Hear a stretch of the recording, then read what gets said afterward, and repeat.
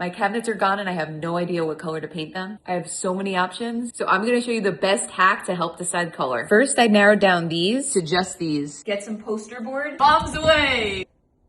Boop. We're all set. Now get your samples. Grab a painting tray. Now I'm pulling this right over my paint tray. Press this in, nice and tight. Hunt Club. Add some right into your tray. I'm adding my roller in here. And now paint your poster board. And now we can just unwrap this and start new.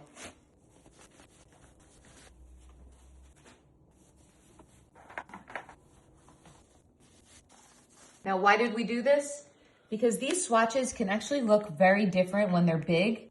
Once these are nice and dry, you can go ahead and flip this around. Now just write the name of the swatch. Now what you have here are life-size swatches. Using these small swatches is impossible to tell what this will look like. So that's why we made our big daddies, but now I need your help. So I'm gonna show you all the options right now and you let me know what you like the best. And now option 1 here, I'm adding that right onto the island so we can see what this looks like. This is Roycroft Bottle Green. Let me know what you think. I'm kind of loving this. This is a more cool, blue toned white. It also has some gray in it. With these life-size swatches, you can really tell what my kitchen will look like.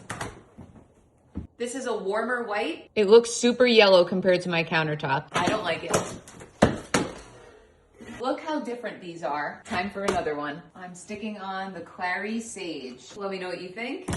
What is it gonna be? Now that this is big, I think this is awful. Now for Billiard Green, goodbye. Secret Garden, no. Coastal Plain, sayonara. And now for Iron Ore, my contractor recommended this color. I think it's a little depressing. Now, if you know what color you're leaning towards, best part is paint over the ones you know you don't want.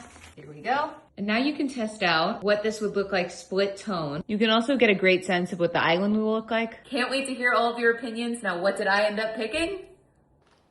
Now look how awesome this turned out. I went with the Roycroft Bottle Green, and this is Snowbelt. I couldn't be more obsessed with how this turned out. Creating the life-size swatches really helped me to visualize and select the perfect color for this. After seeing this rich green, there was no going back. And originally I wanted this to be sage because that's one of my favorite colors. I even got a sage KitchenAid because I was so convinced that this kitchen was gonna be sage. And same with my little airtight jars. I haven't really seen a lot of kitchens this color, but I have to say I'm so glad I just listened to my space. Because my wood floors are more of an orangey color, something I noticed was that all of the sage kitchens that I was seeing always had really dark floors. And so this is what I mean when I say you should listen to your space, because when I put that sage up against my cabinets, I felt like it got really washed out. So even though I really wanted the sage, I feel like it wasn't speaking to my space. And this rich green looks so much better, like so much better. And as for the white cabinets, I wanted the vibe to be like, I just got to heaven and whoa, I can't believe how bright it is in here. Like that's the white that I wanted, and I think I got it. And most importantly, I wanted to make sure that this white complemented the countertop. That was maybe the hardest part, is that not only do all whites look the same when you're looking at the swatches, but how it interacts with the countertop can really make or break it. I went with what my gut told me I would have picked totally different colors. It would not have looked this nice. And that's why doing this is so important, because I didn't pick bad colors. They were very beautiful colors, but they just would not have complemented the space. Next, I'm changing the hardware gold and the lighting. So stay tuned as I continue my renovation. And I want to leave you all with one last thing. With all the samples that I used, because I did use a lot, this experiment ran me $100 to $150.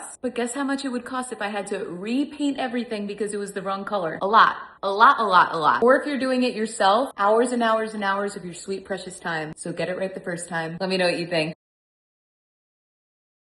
All right, and now that you can see how wonderful my kitchen turned out, I want to give you some more tips to selecting the right color and more important things you should know as you are navigating this process. And this goes for both painting your kitchen and really painting anything in your house. Now, for those of you who don't know this about me, I actually used to be a professional painter, so I painted very large scale murals in LA and New York. And I also made a living off of my paintings, selling my paintings for years on the street and at festivals and all different sorts of fun places. So color and paint is really my area of expertise. And here's everything I want to share. Definitely don't skip this section unless you don't want your house to look good. Now here are two different white swatches. Now luckily you can tell the difference between these two, but the more you add, the harder it gets. And here's something that people don't realize. Right on the back of here, you will see the light reflective value, and that is how bright these colors are. So this one is Frostbite, and this has a light reflective value of 88, and this one is called Gypsum, and this one has a light reflective value of 82. So if I wanted to go for a more muted white, then I would use this one. And if I wanted something brighter, I would use this one. And where this comes in handy is when these look really, really similar and it's very hard to tell which one will be brighter. But trust me, as soon as it's on your wall, you will be wishing that you looked at that. So this is a 76 and this is an 82. And I find that crazy because I feel like just looking at this video, this looks lighter than this, but actually it ain't. And that's why that's so important. Second biggest paint mistake that I see people make is that they will pair warm and cool colors. And sometimes that works, but a lot of times it will lead to what's called color dissonance. So basically just an obvious friction. There's color conflict. You're not really even sure why, but when you look at it, you're like, something doesn't look right. That is probably color dissonance. So here you can see that demonstrated well. Alabaster is a very warm white, and this one right here, clean slate, is a very cool blue. So when I have these together, there's a lot of color dissonance for me because they don't really look like they harmonize well together. This obviously needs a nice cool pairing, and this one needs something a lot warmer. So when you're picking paint colors, be sure to identify as you're picking swatches what's warm, what's cool, and I like to personally lump likes together. That way all of the combinations that you make actually have a standing chance, and you don't just say, oh, I don't like it, and then disregard a really good color, but because there's no color harmony. Truly, when I tell you, one of the biggest paint mistakes I see people make, and especially for your home, like this is the place where you live and you're inspired by, you don't want there to be just this feeling of dissonance in your space. And another misconception about warm and cool colors that I want to touch on is that certain colors aren't just inherently warm or cool. So a lot of people will tend to think that red, orange, and yellow are just inherently warm, and they definitely are. But within each color, there is certainly a spectrum and a scale. So these two are a good example. This oak moss is a very yellow green, and this hunt club is a very blue green. So this one will provide a lot of warmth to a space, and this one will be a lot cooler. So even within a certain color, you want to try to identify, is it more warm? Is it more cool? And that will be really helpful. Now, another amazing tip that I have for all of you. Back when I started painting professionally, this was not an option, but now that it is, I can't tell you all enough.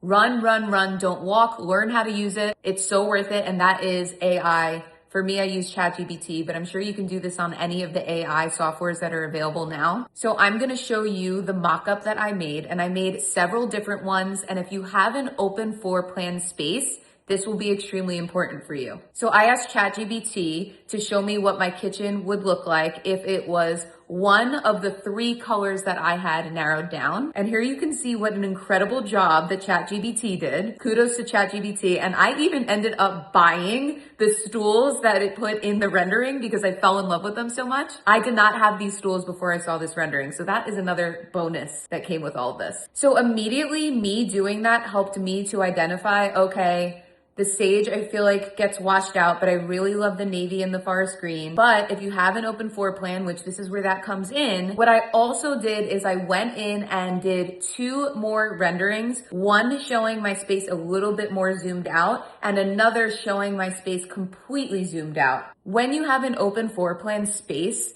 one part of that space affects the whole. So by looking at your kitchen and your kitchen only, you're not taking into effect how that color harmonizes with the entire room. This is where that becomes extremely important because I really liked the navy, but when I zoomed out and saw that navy kitchen in context with the rest of my open floor plan space, I realized that the navy didn't really go because it was very cool and I have a very warm earth toned house and vision that I'm going for. And that's why in this video, you saw in the beginning, I had a bunch of blue swatches, but I ended up eliminating those all together. And trust me, you will be happy that you listened to this because again, it's one of those things where you enter the room and you say to yourself, there's just something not working, but you're not sure what, and I bet you it's color. I hope you all found this extremely helpful. And then just a reminder, sometimes ChatGPT will get little details wrong. You might notice that certain details either got added or subtracted from your room. Like when you saw my living room zoomed out, my living room doesn't look exactly like that, but it looks enough like that. It didn't change any of the big features like my dining room table or my couch. It only changed the rug when I asked it to. Other than that, it just changed some pillows here and there, but nothing that affected the overall vibe or my ability ability to discern what looked good. Hope you all learned something about color today, and I hope moving forward that you never put paint on a wall before you try it out. Definitely use this concept that I just demonstrated earlier